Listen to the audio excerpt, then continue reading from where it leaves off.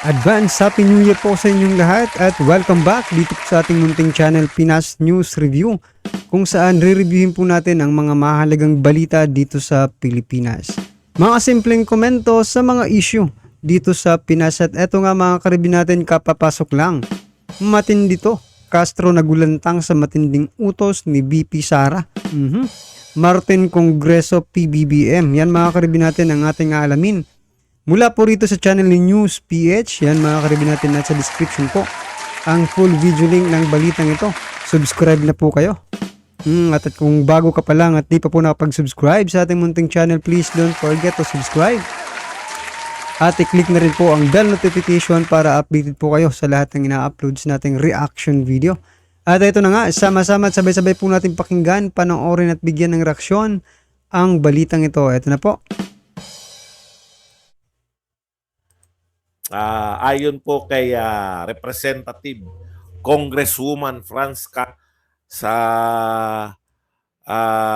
budget na yung tanggalin yung confidential fund, natanggal, ICC, gustong papasukin, may resolution po sila. Ito po ba ay susundin na naman ng buong gobyerno ng ni PBBM?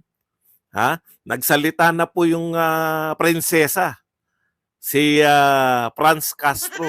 Susunod po ba yung administrasyon sa Your Highness? Tignan po natin kung susunod. At nang isahan na lang, no? Para magkaalaman na po. Napupuna natin kung ano man po yung hinihingi nito ni Franz Castro, sinusunod po ng administrasyon, no, na pinamumunuan po ni Romualdez Marcos, no? Yan po ang administrasyon natin ngayon. Kailangan na ng bagong DepEd Secretary. ACT Teachers Party List wishes for a new Department of Education Secretary for Christmas. Hindi, pa-Christmas nyo na raw. Palitan nyo na raw si Sara Duterte. Susunod kaya ang administrasyon? Isa sa pangunahing hiling ng maraming mga guro. At So yan nga po mga karibin natin, no? Napapansin nga po rin natin na parang sa administrasyon po ito, no, mga karibin natin, spoiled. No, spoiled po itong Makabayan Black, mga karibin natin, no? Yung si Castro. Talagang kung ano po yung kanyang hilingin ay talagang natutupad, mga karibin natin. Unang-una po yung CIF, tinanggal, tanggal kaagad, mga karibin natin. Yung ICC, naglabas sila ng resolution. At eto na nga, mga karibin natin, posible nang papasukin. Kasi nga po, sabi ni PBBM, nung una po parang napakatigas po. Ito, yung opinion ko lang ito, mga karibin natin, Nung una pong statement ni PBBM, talagang mapapawaw ka. Wow, may paninindigan. Wow, matapang kasi hindi na tayo magiging member Hindi na tayo papapasukin yung ba? ICC. Simula po ng gumalaw ang Kongreso, mga ka-review natin, kaliwat ka ng resolusyon ang hinain para papasukin ng ICC. Pag-aaralan na daw ni PBBM kung pwede bang papasukin. So, yan lang po mga ka-review natin ang ating napapansin. Maging itong sa peace talk, di ba? Hindi ko rin alam. Ito, opinion lang naman mga ka-review natin kasi, di ba? Kung yung peace talk na yan ay may kinalaman din si Castro, malamang siguro mga karibin natin kasi, di ba? Mga kauri niya yan di ba? Itong mga kaliwa. Mga kauri niya yan mga karibin natin kasi kaya nga posible mga karibin natin na may kinalaman din diyan si itong mga Makabayan Black, di ba? Nako, talagang gaya nga ng sabi ko kanina, spoiled, no? Itong Makabayan Black. Kamatayan Black. Diyan sa Kongreso. Sa pamumuno po ni Speaker Romualdez. Nako. Di ko nga alam mga karibin natin kung ano bang meron diyan sa Makabayan Black na yan, no? Ano bang meron diyan? At gustong-gusto nyong diyan tayo kumampi. Instead na doon po tayo kumampi sa mga lumalaban, yan lumalaban dyan sa mga kaliwa. Doon patuloy tayo sa mga kakampi ng mga kaliwa. Yan, mga karabin natin. Educational personnel ay ang magkaroon ang Department of Education ng bagong kalihim na makaguro, makaestudyante, at may tunay na karanasan sa sektor ng edukasyon. Sa panahon na hinawakan ni VP Sara Duterte ang DepEd, walang nakita o naramdamang magandang pagbabago ang sektor ng edukasyon. Nanatiling mababa at hindi nakakabuhay ang sweldo ng maraming guro kawani ng mga eskwelahan. Nanatiling bagsak ang Pilipinas sa iba't ibang international student assessment, kagaya ng PISA. Tuloy Eto nga rin lang mga karabin natin, no? Di ba paggawa, for example lang taasan ni BP Sara yung yung sahod ng mga guro, di ba? Taasan. Papayag kaya si Castro, mga karabin natin, na taasan? Bawasan yung mga pondong ibinibigay sa kanila. No, kasi dadaan pa rin naman yan sa Kongreso. I think so, mga karabin natin, no? Kasi hindi naman basta-basta na lang magdesisyon si BP Sara, di ba? Kasi budget pa rin po yan. At dadaan po sa Kongreso. Diba? Kasi sila po yung hahay-hay ng mga ganyan. Ngayon, isisisi nyo kay BP Sara yung ganyang tirada ninyo, pagtaas ng sweldo ng mga guro. Ikaw, representative ka ng mga guro, di ba? Gumawa ka ng batas. No? Gumawa ka ng batas na taasan yung sweldo ng mga guro. Bakit hindi mo ginagawa? Di ba? Castro. Nakakapagtaka rin Kung gusto mo talagang tulungan si Vice President Sara Duterte na taasan yung sweldo, no? ng mga teachers, ikaw po ang representative ng mga teachers, bakit hindi ka dyan maghain ng resolusyon? Instead po na resolusyon na papasukin ng ICC, dito ka po mag-focus kasi ikaw ang representative ng mga teachers. Diba?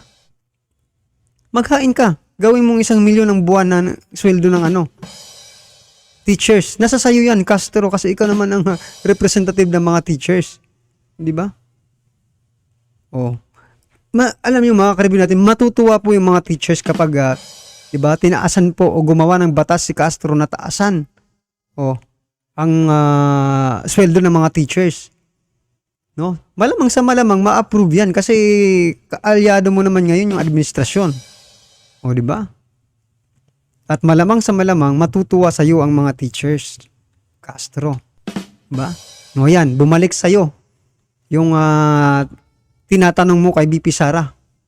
Yung hinihingi mo kay Vice President Sara Duterte, bumalik sa'yo. Kasi ikaw nga yung representative ng mga teachers Dapat ikaw mismo, gumagawa ka ng paraan, no? Na kung gusto mong taasan yung sahod nila, gumawa ka ng batas, resolusyon. Diba? Ganun lang kasimple yun mga karibin natin Yan ay opinion lang natin.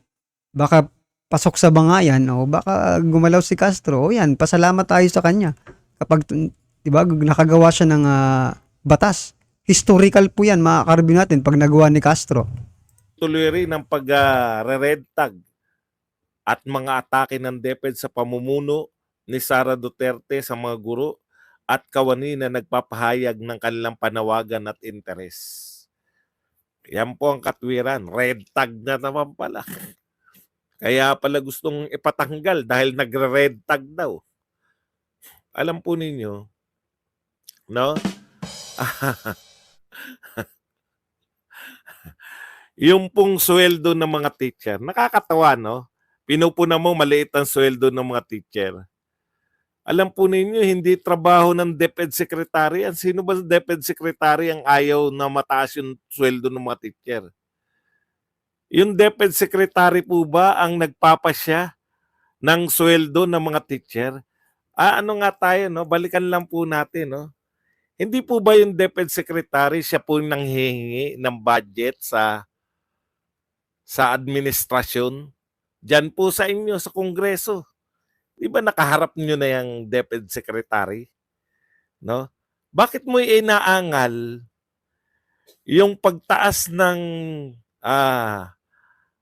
sweldo ng mga teacher samantalang nasa inyo po, no? Nasa inyo po yung power of the purse. Gusto mo palang tumaas ang sweldo ng mga teacher. Ang tagal nyo ng congressman. Hindi po nawawalan. Buhat po nang sumali yung AK. Hindi po nawawalan ng congressman. Hindi ba trabaho nyo yan? Hindi po DepEd Secretary ang nagpapataas ng sweldo. Legislation po yan. Di mo ba alam yun, Franz? Diyos ko naman. Yung sinasabi mong PISA report, kauupo pa lang po. Yung test po na resulta, yan po yung estudyante pa. Ikaw naman parang hindi ka naman teacher eh. No? Yun yung mga inaangal mo. Mababa ang sweldo ng mga teacher. Kasalanan ng DepEd Secretary. Kailan pa? Ang tanong ko po, pwede po bang magtaas ng sweldo yung mga teacher ay yung DepEd Secretary? Pwede niya bang taasan? Siya lang po mag-isa? Wala pa pong DepEd Secretary ang nagkaroon ng kapangyarihan na magtaas ng sweldo ng mga teacher. So yan mga karibin natin, talagang nabuko na nga itong si Franz Castro, no? Talagang gusto niyo lang siraan. Oh. Sa mata ng mga teachers, itong si Vice President Sara Duterte. 'Di ba? Yan lang kung sa bagay. Ewan ko mga karibin natin kung bakit naging hindi ba natin pwedeng palitan kung magkakaroon man ng representative ang mga teachers, talagang yung, di ba? Di ba pwedeng yung active na teacher talaga mga karibin natin? Ano po ba ito si Castro mga karibin natin? Retired ba itong teacher na ito? Kasi tingnan mo mga karibin natin, imbis na siya ang namumuno, di ba? Na kung taasan man niya or di ba, gumawa siya ng mga paraan kasi teachers naman eh. Pero kakaiba po. Gusto lang manisi. Ano ngayon? Kasi sinisisi mo si Vice President Sara Duterte, di ba? Ngayon, ikaw ngayon ang napupuna kasi ikaw pala yung representative ng mga teachers, secretary. Parang ang lumalabas dito, secretary mo nga lang si di ba? Vice President. Di ba? Secretary ng mga teachers, di ba? O ikaw ang representative ng mga teachers. Dapat nagtutulungan kayo. Tulungan mo si Vice President, wag mong siraan. Diba? Ngayon lumalabas ngayon mga karibin natin na gustong-gusto lang talaga nilang ipamukha sa mga teachers, mga karibin natin na walang ginagawa. Alam naman natin, matatalino po ang mga teachers natin, di ba? Maniniwala po ba kayo dito sa inyong representative na si Franz Castro, mga teachers? Nako, mukhang ikaw, na nanonood ngayon, kung teacher ka, di ba? Proud ka ba dito sa ginagawa ni Franz Castro bilang representante mo sa Congress? Comment nyo nga po mga karibin natin, yung mga teachers na nanonood dito sa atin, no? Kung ikaw ba ay proud dito sa ginagawa ni Franz Castro, no? Na nagre-represent sa inyo dyan sa Congress, na tumataliwas dito sa ating sa inyong secretary, Department of Education, no? Paki-comment na lang po mga karibin natin kung mayroon mang teachers na nanonood para malaman po natin kung ano po ang inyong nararamdaman, no? Patungkol po dito sa balitang ito, right? Kung bago ka pa lang at di pa po nakapag-subscribe sa ating munting channel, please don't forget to subscribe. At i-click na rin po ang bell notification para updated ka po sa lahat ng ina-uploads nating reaction video. At huwag din pong kalimutan mag-subscribe kay News PH. Yan mga karibin natin, nasa description po ang full video link ng balitang ito. Subscribe na po kayo kay News PH. Maraming